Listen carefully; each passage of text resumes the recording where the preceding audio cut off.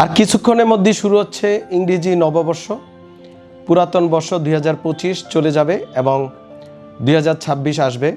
আলহামদুলিল্লাহ, আমরা নববর্ষে আমাদের শরীর, স্বাস্থ্য, মন, আর্থিকভাবে, সামাজিকভাবে যেন মহান রব্বুল আলামিন আমাদেরকে ভালো রাখেন, আমরা সেই দোয়া করব। আমাদের যেন কোনো খারাপ কিছু না হয়, আমরা সেই দোয়া করব। এই নববর্ষে আমাদের মূলত করণীয় কী এবং বর্জনীয় কী, এটা নিয়ে আমি আজকে আপনাদের কথা বলবো একজন চিকিৎসক হিসেবে। প্রথমত, সুস্থতা হচ্ছে ইম্পর্ট্যান্ট। আপনার কোটি কোটি টাকা আছে, আপনি অনেক ক্ষমতাসীন, আপনার অনেক মাসেল পাওয়ার আছে, অনেক আপনি বিশাল ব্যক্তিত্ব, কিন্তু আপনি অসুস্থ। এই অসুস্থ হলে আপনার কোনো দাম নেই পৃথিবীতে। আপনার টাকার দাম নাই, আপনার সম্পদের দাম নেই, আপনার ক্ষমতার কোনো ভ্যালু নাই। এই নববর্ষে আমাদের মূল মন্ত্র হবে, আমরা যতদিন পৃথিবীতে থাকি যেন নতুন বর্ষে আমরা সুস্থ থাকতে পারি।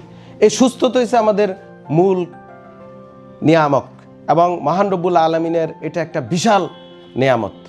তো এই সুস্থতায় আমরা কিভাবে অসুস্থ হই, সেটাই নববর্ষের প্রারম্ভে আমরা করি। ঠিক 12টা 1 মিনিটে কি করি আমরা? আতশবাজি, ফানুস উড়াই, শব্দ দূষণ করি।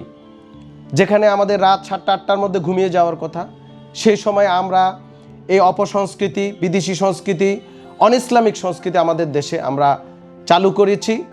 এতে আমাদের কি হয়? আমাদের হাসপাতালগুলোতে রোগীগুলো আরও অসুস্থ হয়ে পড়ে। আমাদের বৃদ্ধরা যারা বাসায় আছেন তারা অসুস্থ হয়ে পড়ে, তারা মানসিকভাবে, শারীরিকভাবে, মানে এই যে একটা ট্রমাটাইজড হয়। আমাদের ছোট বাচ্চারা যাদের বয়স 5 বছরের নিচে, যারা আজকে জন্মগ্রহণ করেছে, আপনারা চিন্তা করেন তো ভয়ানক কী পরিণতি আপনারা করেন।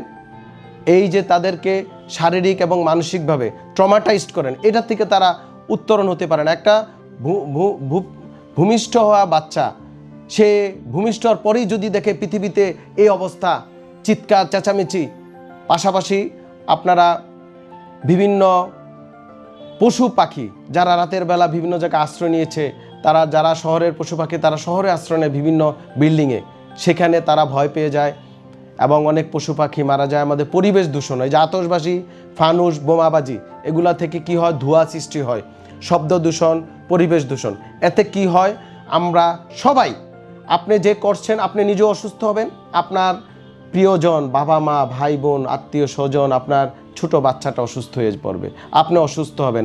হাসপাতালে বিছানায় যে রুগী কাতরাচ্ছে, সে আরও অসুস্থ হয়ে পড়বে। এই অসুস্থতা আমাদের বন্ধ করতে হবে, তাহলে নতুন বর্ষটা আমাদের জন্য একটা ভালো, সুন্দর, স্বাস্থ্যকর বছর হিসাবে আমাদের আসবে।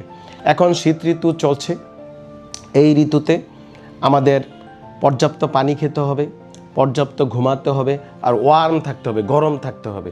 এই যদি ওয়ার্ম না থাকি, আমরা যদি রাতের বেলা ছাদে গিয়ে বা বিভিন্ন খোলা মাঠে ফানুস উড়াই এবং অসুস্থ হবে, এই অসুস্থতা আপনাকে এমনও হতে পারে মৃত্যুর দিকে নিয়ে যাবে। আপনার অনেক হার্টের রোগী মারা যাচ্ছে। তো এই নববর্ষে আমার একটা বার্তা, আসুন আমরা সুশৃঙ্খল জীবনযাপন করি, পরিবেশ দূষণ না করি, শব্দ দূষণ না করি। আমরা আমাদের নিয়ম মাফিক, আমরা যেটা ডাক্তাররা, চিকিৎসকরা আমরা যে পরামর্শ দিয়ে আসছি যুগের পর যুগ, এবং যেটা বই পুস্তকে লিপিবদ্ধ, এবং যেটা সরকারও একমত আমাদের সাথে, আমরা সুস্থ জীবনযাপন করি। এই অর্থটা আমরা যদি একটা গরিব মানুষ যে চিকিৎসা নিতে পারে না, যে সরকারি হাসপাতালে গিয়েও চিকিৎসা পায় না, যে প্রাইভেট হাসপাতালে যেতে পারে না, তাকে দান করি। অনাথ, যার কাপড় নাই, শীতে অসুস্থ হয়ে পড়ে আছে জায়গায় জায়গায়, যে খেতে পারে না, আমরা তাদেরকে এই টাকাটা দান করি। আশা করি ভিডিওটা আপনাদের খুবই কাজে লাগবে এবং এই ইংরেজি নববর্ষ 2026 বাংলাদেশের জন্য, সারা পৃথিবীর জন্য শান্তি, সমৃদ্ধি, স্বাস্থ্যকর, সবার জন্য সুস্বাস্থ্য বয়ে আনবে।